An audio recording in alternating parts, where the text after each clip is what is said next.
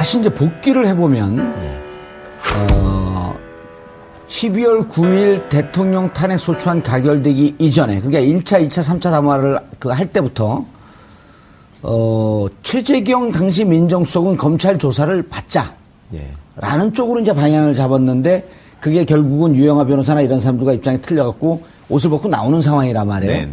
그때 검찰 조사를 받고 정치적으로 이제 뭐 그 시간이 좀 지났지만 하야 쪽으로 가면은 탄핵이나 이런 검찰 조사 이런 거로부터 좀 피할 수 있지 않았냐라고 하는 이제 그런 전략이었을 것 같은데, 지금 입장에서 지금 허성무 비서관도 얘기했지만은 이거를 인정하고 좀 그 형을 좀 줄이는 이런 싸움으로 가는 이런 가능성은 전혀 없을까요? 그러니까 변호인한테 원래 가장 중요한 거는 자기 그 고객이, 그러니까 클라이언트가 무슨 생각을 하고 있느냐를 알고, 그게 이제 그 피의자의 입장에 가장 유리한 쪽으로 변론을 해주는 것이 상식인데, 전략을 세우고. 그렇죠. 그러니까 지금 피의자 신분이 됐던 박근혜 씨의 입장에서 사실은 변호인의 조언을 귀담아서 들어야 될 부분들이 굉장히 많았습니다. 그러니까 대통령이라는 직위를 어쨌거나 보유하고 있었기 때문에 탄핵 전까지 그때 피의자의 신분을 얻어서 입건이 된 상황이라면, 그거 지금 말씀하신 것처럼 여러 가지 어떤 정치적인 통로를 확보해 놓는 것도 되게 중요했었거든요. 그렇죠. 어쨌든 그리고 불소추의 특권이 있기 때문에 그렇습니다. 빠져나갈 수 있는 경우의 수도 좀 찾아올 수 있을 거고. 그러니까 제대로 된 변호사라면 그런 가능성까지 쭉 염두에 두고, 자, A안, B안, C안이 있는데 이렇게 하면 이게 장점이고 이게 단점이고, 이렇게 했을 때 본인한테 뭐 제일 가는 혜택은 이런 거고, 단점이라면 이런 게 있고, 이런 것들을 다 설명을 해줘야 되거든요. 그런 과정에 전제가 돼야 될 게 뭐냐면, 피의자 본인이 변호인한테 자, 내가 솔직히 말해서 이러이러한 사정이 있었다. 왜냐하면 변호인은 비밀 엄수 의무가 있기 때문에 그 얘기를 다 해줘도 되거든요. 그러면 그런 게 있었으니까 그런 부분에서 최대한 법률적으로 좀 여지를 만들어 달라고 요청을 하면서 상담을 했어야 되는데, 지금까지 보면은 헌법재판소의 어떤 그 탄핵 심판 과정도 그렇고, 그다음에 형사사건의 수사 과정에서도 그렇고, 이분이 본인이 변호사들을 그렇게 자주 만나지 않았단 말입니다. 거의 안 만났죠. 그러니까 무슨 뭐 사정에서 만나는 식으로 변호사들이 가서 피의자를 만나고, 그러면 변호인의 입장에서도 그 취득할 수 있는 정보가 한정돼 있는 것이고요. 그러면 조언해 줄 수 있는 범위도 당연히 협소해지죠. 그러니까 스스로 어떻게 보면은 무덤을 판 자초한 측면이 많이 있고, 그렇게 해서 결국은 본인이 택한 길로 지금까지 쭉 온 겁니다. 그리고 한번 길을 잘못 들어섰을 때 돌아가려면은 빨리 돌아가야지 이게 낭비가 적어지지만, 이미 한 번 길을 선택해가지고 너무 멀리 와버렸기 때문에요. 이제 허성무 선생님 말씀해 주신 것처럼 지지자들 보기에도 이제는 뒤집을 수 없는 상황이 됐고, 본인이 또 계속 지금 취하고 있는 모습이 뭐였냐면, 나를 지지하는 사람들이 아직도 많고, 그 사람들은 아직도 나를 간절히 지지하고 있고, 그 다음에 검찰이 엮었고 다 꾸며낸 거라고 했지 않습니까? 그거를 갖다가 지금 변호인들은 어쨌거나 조사받는 과정에서 또 검사들한테 경의를 표한다고까지 했는데, 그 경의를 표한 검찰을 상대로 다시 이제 나는 그러면 사실대로 얘기하겠다 이렇게 한다는 거는 논리적으로도 안 맞고 현실적으로도 안 맞고, 본인 입장에서도 아마 계속 지금까지도 내가 뭘 잘못했나 이런 생각이 있을 거기 때문에 좀 피해나기가 어려울 것 같습니다. 허성무 비서관님, 경의를 표한다 그랬다 그 입장을 받고 이제 저주를 퍼붓겠다. 이럴 수는 없는 거 아니에요, 느닷없이. 그렇죠. 그러니까 이제 지금 입장이 왔다 갔다 할 수 없는 상황이 있는 거죠. 만약에 이제 입장을 바꿔서 부분적으로 사실을 인정하고 유죄임을 인정해버리면은 지금 전체가 다 무너지는 거예요. 무너질 뿐만 아니라 이후에 역사적으로도 내가 정치적으로 탄압을 받아서 이재경이 됐다는 일관성을 잃게 되는 것이고, 사실은 밖에서 태극기를 흔들고 있는 사람들이 유죄였네 이렇게 되는 순간에 다 사라져버리게 되는 거죠. 그분들이 태극기 대신 촛불을 들 거 아니에요. 그럴 수도 있죠. 이제 그럴 상황이 되면 완전히 스스로가 다 무너져버리게 되기 때문에 어쨌든 뭐 지금 사실은 그 형량의 문제는, 어떤 분들은 뭐 뇌물죄가 되면 형량이 높아지기 때문에 이것만은 피해가면서 다른 걸로 가지 않겠느냐 이런 말씀도 하고, 실제 이제 박근혜 대통령, 전 대통령이 보여주고 있는 피의자의 모습 이런 걸 보면은 피의자로서 어떻게 조금 피해가려고 하는 그런 모습도 보이긴 하지만, 사실은 어떤 강한 죄를 받더라도, 벌을 받더라도 나중에 정치적으로 사면 복권을 충분히 고려하고 있을 거거든요. 그런 면에서 보면 오히려 한 길로 가야 된다는 주장들이 더 먹힐 수 있어요. 정치적 탄압의 희생자다 나는. 그렇죠. 그렇게 가야만이 오히려 뭐 사면 복권이라든지 이런 이후에도 뭔가를 모색할 수도 있는데, 스스로 유죄임을 인정하는 순간에 다 무너져 버리니까 예. 아까 뭐 방금 변호사님 말씀하시지만 돌아가기에는 너무 멀리 가 있는 것이 아닌가. 그래서 예. 저는 이렇게 박근혜 전 대통령 변호인단 자중질환이 지금까지 3번 정도는 있었다고 봐야 될 것 같습니다. 3번. 아무도 못 보고 혼자 보셨네요. 3번이나 있었어요? 네, 자중질환이. 이 최재경 전 수석이 합류되지 못한 지점. 그러니까 본인이 그냥 간단하게 그냥 이렇게 거부한 거 정도로 이렇게 나오는데 최재경 전 수석한테 부탁을 했을 때는 또 맥락이 있고 그 사람이 거절하는 데까지 또 맥락이 있을 거 아니겠습니까? 그 탄핵 이유를 말씀하시는 네, 건가요? 탄핵 이후에 변호사 선임할 때. 그렇죠. 그러니까 어허. 간단한 문제는 아니니까 뭐냐면 얘기가 되다가 엎어진 거잖아요. 그런데 그러면 그 엎어지는 과정에서 보면 최재경 전 수석이 와서 여기를 지휘를 했어야 되는데 지휘하는 그 역할을 빼앗기지 않은 쪽이 첫 번째 있었다는 것이죠. 네. 아니, 그러니까 그거는 3월 10일 탄핵된 이유란 말인가요? 아니면 일단 지금까지 쭉 지금까지 과정에 보면 첫 번째. 그러니까 정무수석에 들어갔을 때 그때 얘기하시는 거죠? 민정수석에 들어갔을 때. 예, 그 뒤에 이제 뒤에 부탁을 했을 때. 그다음 예. 두 번째는 이 박근혜 헌법재판소 대리인단에서 예. 이 밖에 나서 정치 투쟁을 하시고 그리고 갑자기 헌재에서 1시간 동안 이렇게 반론을 하고 그랬잖아요. 태극기를 등에 예, 쓰고. 그런 돌출 돌발 행동들 그리고 그 내부에서 발언 순서를 놓고 또 조율이 안 된 모습도 보이고 그러니까 그분들 중에서도 그러니까 박 전 대통령과 좀 받아들여지는 쪽이 있고 거기에 받아들여지지 않아서 밖에서 그렇게 액션을 보여줘야 하는 그룹이 있었던 거죠.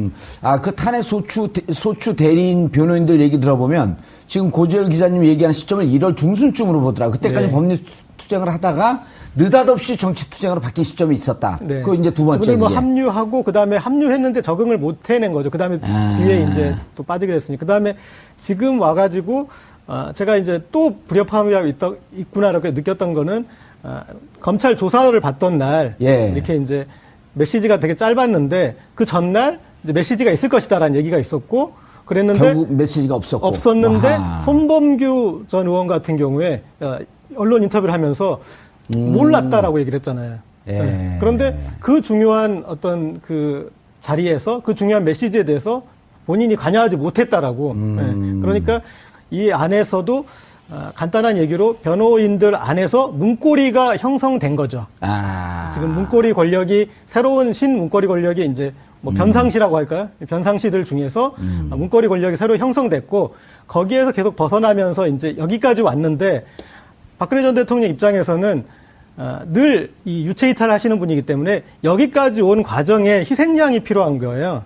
왜 저들이 잘못해서 내가 여기까지 오게 됐다. 이제 그런 맥락을 이제 그래서 지금에야 왜냐하면 그 전까지는 그 문고리 변호사들이 심기 관리를 가장 잘했던 거죠. 그분들이 변론을 잘한 게 아니라 심기 관리를 잘해서 대통령 뜻에 맞게 얘기를 만들어줘서 맞춰줬기 때문에 옆에 있을 수 있었는데 그들 때문에 지금 여기까지 이르렀고 그리고 이제 의미 있는 지적이시네요.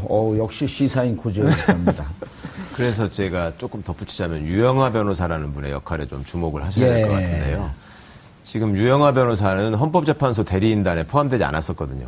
그렇죠. 네, 계속 형사사건을 맡고 있는 거였고 처음에 변론 차원에서 했던 얘기가 뭐냐면 여성으로서의 사생활을 존중해줘야 된다 이런 얘기를 했었거든요. 그러니까 같은 변호사의 입장에서 볼 때 과연 형사사건 변호인단의 변론 전략이 무엇이었는가가 저는 계속 이게 의문입니다. 그러니까, 전략이 뭐였었냐. 그러니까 헌법재판소도 물론 우왕좌왕하는 모습을 보이긴 했지만 변호사가 여러 명 있을 때는 말입니다. 변호사가 여러 명 있을 때는 각자의 역할 분담이 있어야 되거든요. 그래야지 그 당사자를 위한 효율적인 변론이 됩니다. 당연히 그렇지 않겠습니까? 그 여러 사람들이 똑같은 얘기만 반복해서도 안 되고 또 각 전문 분야에서 기여를 해줘야 되는 것인데 지금 우리 고 기자님 말씀하신 것처럼 만나러 가서 직접 얘기하는 변호사는 딱 한정돼 있었어요. 한 명 아니면 두 명이고. 그렇죠. 그중에 지금도 이제 유영하 변호사가 계속 접견도 하고 뭘 하고 있다고 그랬는데 이분이 지금 시청자분들께서 유영하 변호사라는 이름을 검색을 해보시면 제일 먼저 등장하는 게 그 BBK 사건 때하고 관련이 있거든요. 그러니까 당내 경선을 할 때. 김경준 만나러 미국에 몰래 갔다 왔던 그렇습니다. 변호사. 이명박 씨하고 당내 경선을 할 적에 그 김경준 씨를 설득하러 미국에 가서 돌아와가지고 말하자면 이명박한테 불리한 증언을 해달라 이런 걸 하러 만나러 간 사람이 유영하 변호사잖아요. 그러니까 혹은 들어오지 못하게 하든지. 네, 그렇게 하든지. 그러니까 결국은 그때도 어떤 정치적으로 그러니까 사건을 정치적으로 몰아가서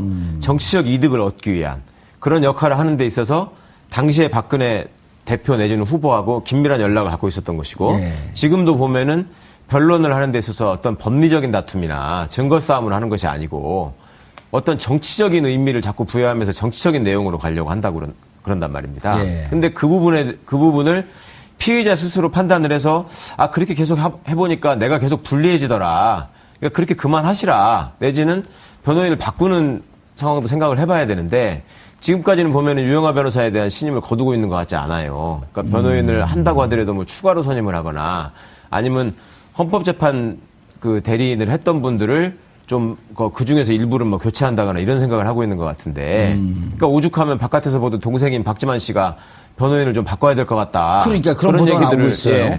먼저 하잖아요. 그러니까 객관적으로 볼 때 지금 실질적인 법리적인 어떤 도움은 받지 못하고 예. 제가 보기에는 변호인들의 어떤 정치적인 입장이나 또 자기 장래에 대한 어떤 전략에 의해서 좀 냉정하게 말하자면 이분이 좀 이용당하는 측면도 있다. 예. 그런 부분까지도 피의자로서 좀 고민을 해봐야 될 텐데 그러지를 못하고 있는 게 지금 박근혜 씨의 비극이라고 저는 생각합니다. 예, 알겠습니다. 허성문 비서관님, 그러니까 지금 이제 두 분들 얘기를 이렇게 전체적으로 보면은 큰 축이 이제 두 개가 있는 거예요. 그 박근혜 전 대통령의 대변인이 유영하를 중심으로 한 이제 뭐 아까 변상시라고 표현했는데 변호인 십상시를 줄여서 이제 변상시라고 그런 것 같아요. 유영하를 중심으로 해서 박근혜 대통령의 심기 변론을 잘하는 이런 변호사 축이 있고, 그다음 다른 한쪽에서 최재경 등을 중심으로 한 이건 법리 싸움을 해야 된다. 그렇죠. 축이 있었는데 계속 이제 이쪽에 그 딜이 밟힌 거거든요. 그 계속 유영하 주장만 듣고 있었던 거란 말이에요. 그렇죠. 특검에 조사 나가야 된다. 헌재 재판관에 가서 출석해서 얘기해야 된다. 그런데 최재경이 3월 10일 이후에 이제 보도된 바에 따르면 합류하지 않은 것은 유영하가 너무 좌지우지하고 있기 때문에 들어가봐야 얘기 안 먹힌다. 이런 보도들이 나오고 있거든요. 그렇습니다. 그 보도도 뭐 굉장히 합리적인 그 보도라고 생각을 하는데 예. 사실은 이제 최재경 민정수석이 간둘 때 상으로 다시 한번 돌아가 보면은 예. 유영하 변호사를 갑자기 박근혜 전 대통령이 불러들였어요. 예. 그리고 어쨌든 그 이 형사 이제 특수본 1기죠. 예. 그 조사에 대응하는 변호사로 지정을 한 거죠. 그리고 나서 이제 뭐 아까 변호사님 말씀처럼 뭐 여성으로 사생활 이야기도 했지만은 더 중요한 이야기 하나를 뭘 했는가 하면은 조작과 거짓으로 쌓아 올린 사상 누각이다 이 말을 했어요. 검찰 수사를. 그러고 난 다음에 어쨌든 최재경 민정수석이 간둔다는 이야기가 나오기 시작했죠. 그때 이제 세간의 추측은 그런 거였습니다. 최재경 민정수석은 검찰 내에서 굉장히 신망도 높고 어쨌든 지검장도 했고 어쨌든 뭐 자존심도 강한 그리고 박근혜 정권의 뒷설거지를 하려고 어렵게 들어온 사람인데 유영하 수준의 변호사한테 이렇게 지휘를 받는 모습은 이게 견딜 수 없는 모욕이 아닌가. 예. 그리고 방금 말씀하셨듯이 유영하 전 변호사는 어쨌든 그런 정치투쟁 일종의 그런 모습을 가지고 예. 또 최재경 민정수석 라인은 어쨌든 이제 검찰을 잘 아는 사람으로서 법리나 또 일부는 시인하고 일부는 방어하는 이런 전략인데 그 대충돌 그런 두 가지 측면에서 최재경 라인이 도대체 견딜 수 없었던 게 아닌가 하는 그런 게 지금까지도 계속되고 있는 것으로 그렇게 세간에서는 예. 느끼고 있습니다. 그렇게 평가가 되는 거죠. 예. 세간에 느끼는 건 여기서 전하지 마세요. 본인의 그 정확한 판단을 저도 얘기해 세간의 줘야죠. 한 명입니다. 세간의 한 명이. 그런데 그러면 지금 이제 최 변호사님 작전을 바꾸거나 예. 흐름을 틀으려고 하면 예를 들어 박지만 동생의 얘기대로 이거 도대체 객관적으로 보이는 거 아니야? 박지만 입장에서는 이거 변호인 전략 실패한 거 아니냐? 그런데 유영하만 계속 지금 접견을 가고 있단 말이에요. 네. 이걸 확대하거나 방향을 바꿀 수 있을까요? 그러니까요. 그 과정에서 하여튼 당사자인 피의자 본인의 의사가 중요한 예. 것인데, 그러니까 동생도 가서 뭐 이제 그 서양희 변호사, 예. 그 부인인 서양희 그것도 변호사 변호사가 아니에요. 가서 접견을 했다는 거잖아요. 아마 그 동안에 쭉 접견을 안 하고 있다가 지금 가서 만난 이유는 이제 박지만 씨 의견을 좀 전달하고 예. 서양희 변호사가 자기 중심으로 좀 변론단을 꾸려보겠다. 예. 그런 의견을 아마 제시했을 것 같아요. 근데 그거를 본인이 받아들여야지 그게 가능한 것이지. 본인이 싫다는데 바깥에서 강제로 그냥 이 사람들이랑 그냥 하라고 이렇게 할 수 있는 사람들이 지금 없잖아요. 그리고 그런 얘기를 하면은 또 오히려 레이저를 맞았을 가능성이 있기 때문에 하여튼 본인이 처음부터 자꾸 무덤을 파고 들어가고 지금 상황에서도 누가 좀 꺼내주려고 해도 자꾸 그걸 뿌리치는 이런 상황이 계속되고 있는 거 아닌가 싶어요. 그러니까 거기 들어갔으면 좀 현실을 이제 인정을 해야 되는데 답답하네. 이제 그 빵 선배로서 가서 얘기해주고 싶기도 하고. 예? 왜냐하면 일단 징역에 들어가면 징역 표현 중에 감옥 표현 중에 꽂힌다는 표현이 있어요. 네. 그 변호인 접경 가서 많이 느껴보셨잖아요. 감옥 안에 사는 사람들 정보가 제한되어 있기 때문에 이거 아닌가 이렇게 의심하고 하게 되면 그 생각밖에 안 나는 거예요. 그렇죠. 예. 밖에서 누가 무슨 얘기를 해도 안 들어와요. 그리고 자기 유리한 쪽만 자꾸 보려고 하기 때문에 뭐 최근에 나왔던 감옥에 있을 때 불리한 쪽으로 자꾸만 보여요. 이게 나한테 그래 그거 꽂혀갖고 그 생각만 계속하면 교도관들이 그걸 설득하는 게 그렇게 힘이 드는데 박근혜 대통령 스타일로 제가 보면은 이건 더욱더 유영하 변호사를 찰떡같이 신봉할 위험성이 더 높다. 이렇게 보여요. 그럴 수 있겠죠. 예. 보면은 이제 박근혜 전 대통령이 이런 사건과 연루되어서 하지 않았으면 좋았던 일을 주로 한 거는 이제 신년 이후거든요. 그러니까 12월 3일까지 이제 3차 대국민 담화까지 담화의 과정은 조금씩 잘못에 대해서 인정하고, 더 예. 깊이 있게 인정하는 과정이었어요. 마지막 담화에서는 하야 그렇죠. 그 플랜까지도 달라 프로세스까지 달라 이렇게 얘기했잖아요. 네. 그러니까 거기는 아주 정상 과정이었는데 갑자기 이제 신년에서 기자들 불려가지고 뭐 완전히 엮인 것이라느니 예. 그다음에 또 정규제 TV에 출연을 해서 처음부터 기획된 일이 아닌가 싶다. 뭐 이런 표현으로 이렇게 가던 거. 그러니까 만약에 이제 재판이나 이런 거에 있는 어떤 그 피의자에 대해서 정상적인 변호인이라면 그런데 나가서 그런 식으로 얘기할 이 필요가 없다라고 말렸을 일이잖아요. 그런데 그렇게 본인 속풀이를 그냥 이렇게 하게 내비둔 어떤 그런 이제 법률 조언단 그들이 이렇게 검찰 조사는 응하지도 않으면서. 네. 여론 이제 그러니까 여론전으로 풀려고 했던 것들, 이제 그런 것들을 이렇게 진행했던 것에 대해서 이제 문제 제기가 좀 본격적으로 나오는 것 같고, 예. 그리고 이제서야 이제 사람이 좀 이렇게 고립되거나 감옥이나 군대 가 보면은 그래도 이제 드디어 피가 물보다 진하다라는 생각을 좀 하게 되지 않습니까? 그러니까 드디어 이제 박지만 서양희 부부가 좀 역할이 나오면서 그러다 보면은 가장 지금까지 문고리에 있었던 사람과의 충돌이 불가피할 수밖에 없고 그래서 지금 이제 유영하 변호인에 대해서 비토가 좀 본격적으로 나오는 것 같습니다. 알겠습니다. 피가 물보다 진한 상황이 돼갖고 근데 우리가 왜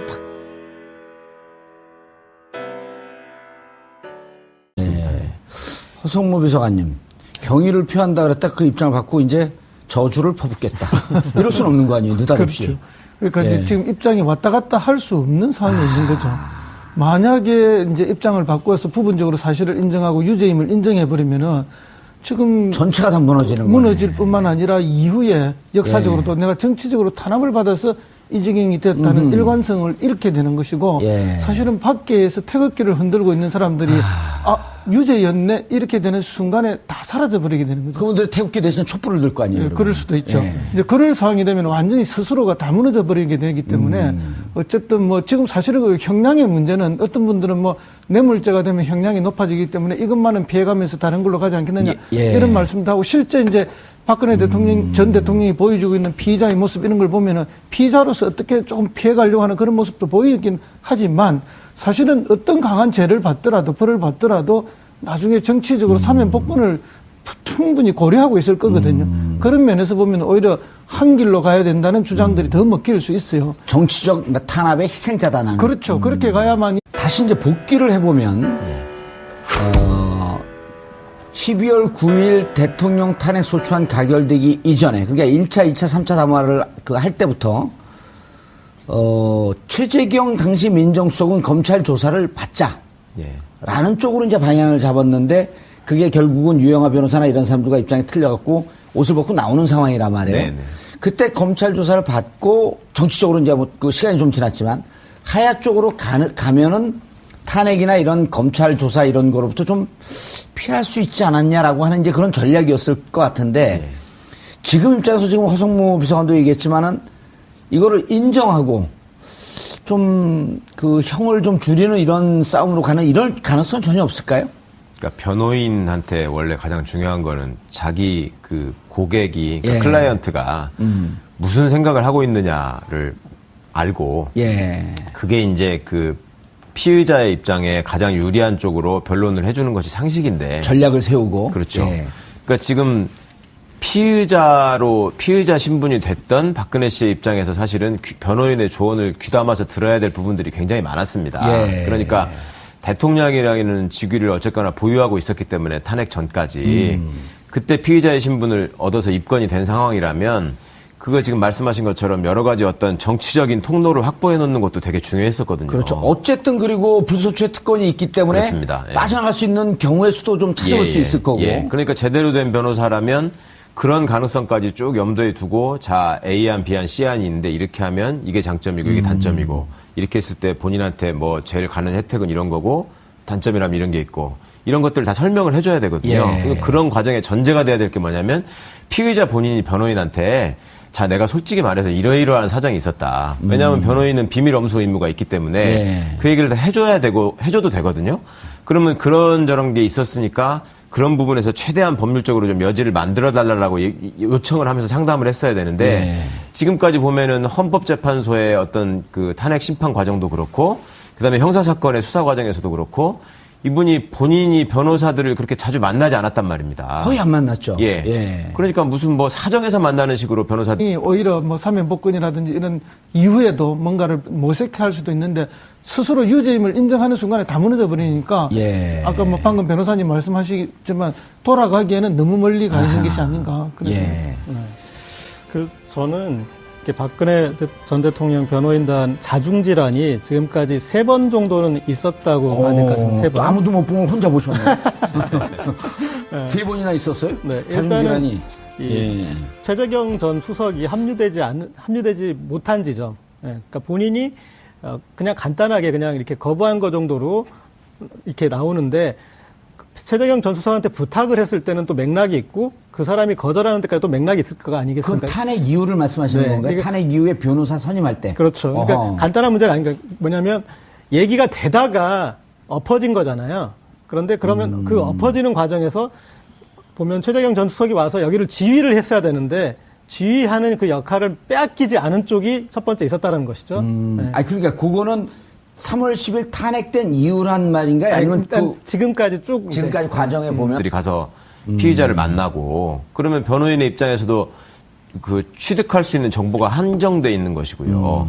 그러면 조언해 줄 수 있는 범위도 당연히 협소해지죠. 예. 그러니까 스스로 어떻게 보면은 무덤을 파는. 네, 무덤을 판 자초한 측면이 많이 있고 그렇게 해서 결국은 본인이 택한 길로 지금까지 쭉 온 겁니다. 예. 그리고 한 번 길을 잘못 들어섰을 때 돌아가려면은 빨리 돌아가야지 이게 낭비가 적어지지만 이미 한 번 길을 선택해가지고 너무 멀리 너무 멀리 와버렸기 왔어요. 때문에요. 이제 허성문 선생님 말씀해 주신 것처럼 지지자들 보기에도 이제는 뒤집을 수 없는 상황이 됐고 본인이 또 계속 지금 취하고 있는 모습이 뭐였냐면 나를 지지하는 사람들이 아직도 많고 그 사람들은 아직도 나를 간절히 지지하고 있고 예. 그 다음에 검찰이 엮었고 다 꾸며낸 거라고 했지 않습니까? 예. 그거를 갖다가 지금 변호인들은 어쨌거나 조사받는 과정에서 또 검사들한테 경의를 표한다고까지 했는데 그 경의를 표한 검찰을 상대로 다시 이제 나는 그러면 사실대로 얘기하겠다 이렇게 한다는 거는 논리적으로도 안 맞고 현실적으로도 안 맞고 본인 입장에서도 아마 계속 지금까지도 내가 뭘 잘못했나 이런 생각이 있을 거기 때문에 좀 피해나기가 어려울 것 같아요.